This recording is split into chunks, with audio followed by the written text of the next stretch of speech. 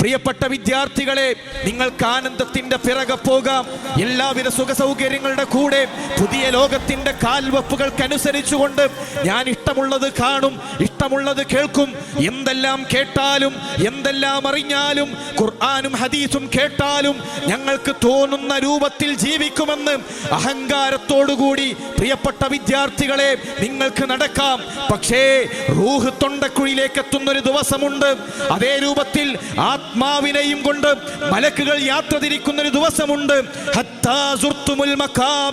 ഖബറുകളിലേക്ക്, 6 അടി മണ്ണിലേക്ക് 3 കഷ്ണം തുണികളിൽ നമ്മൾ യാത്ര തിരിക്കുന്ന ഒരു ദിവസമുണ്ട്.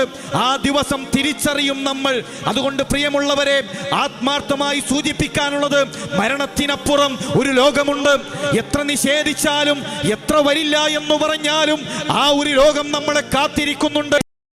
ഹയ്യ അലൽ ഫലാഹ്.